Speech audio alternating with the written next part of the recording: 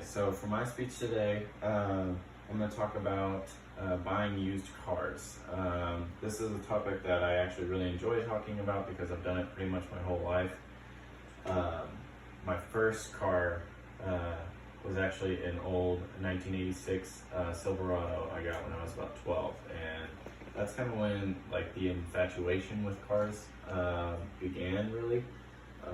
Whenever I turned 16, I had an old station wagon given to me, and I dropped a transmission in it, and I had like about $400 in it, and I sold it, and I think I sold it for $1,200 or something like that. And so I started swapping cars too, but there's a lot of information that gets overlooked whenever you're buying a car, and it makes it really difficult, and it brings up problems later on that you weren't thinking about just because of how excited you get, and you tend to overlook a lot of things. So I'm going to show you like my process of how I go through it, and I make myself like checklists and stuff just to make sure that I go through everything that I needed to look at and don't get excited and kind of pull the trigger before I really think it's a good deal.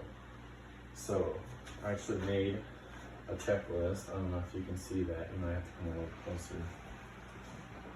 Of just different things that I look out for, and then I made another list of like ways to compare basically prices, like if you're buying private party prices with other, like getting on Craigslist or Facebook Marketplace or whatever your preferred site is for finding cars, and just kind of compare miles and years, and getting on the internet and doing research, what years have issues with whatever it might be, and you can kind of get an idea of what everything's worth that way too.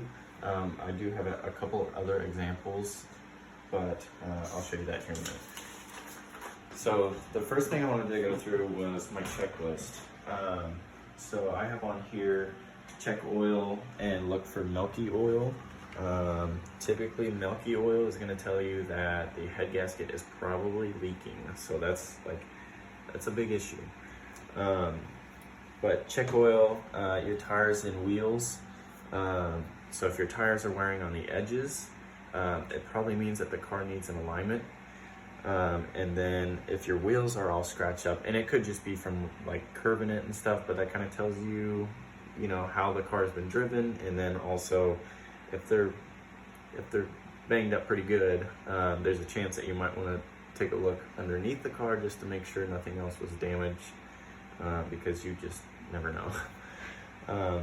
And then noises, I always, whenever I go to purchase a car, I always start it up as soon as I get there, let it idle, let it run. The longer it runs, the more opportunity you have to listen to it and find problems that a lot of people, like I said, they kind of overlook it. They get in it, they start it up for a couple seconds, drive it down around the block, come back, and then it's all good. But then, you know, you get to heading an hour home and you start to find issues that you wouldn't have been able to see just from the short period of time. Frame damage, that's a big one, especially with older vehicles.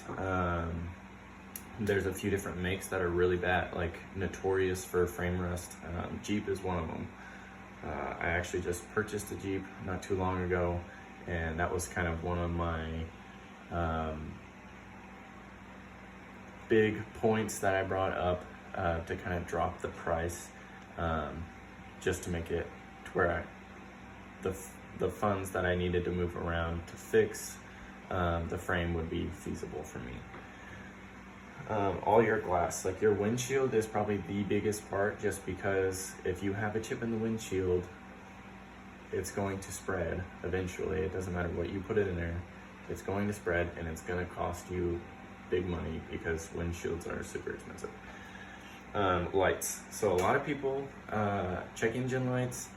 If they're not on while the car is running, a lot of people think that that's a good indicator that the car is running fine.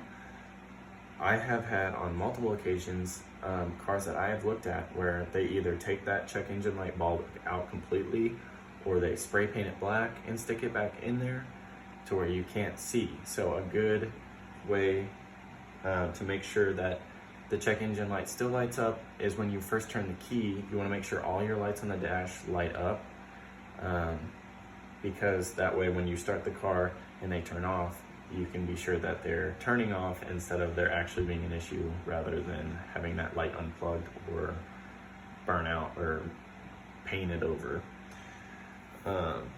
So your scuffs and blemishes on your paint, that's another good indicator that it could have been in a wreck and someone tried to fix it cheap. So then you kind of want to get into looking at just how much damage there is, because then you could be dealing with a little bit more serious of a problem than you're thinking.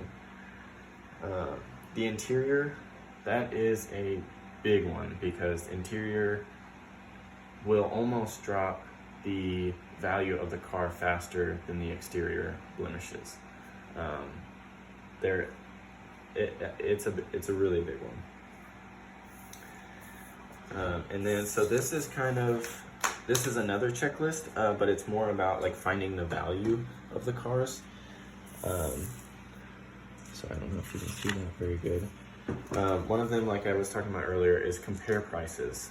Like, it never hurts to compare prices.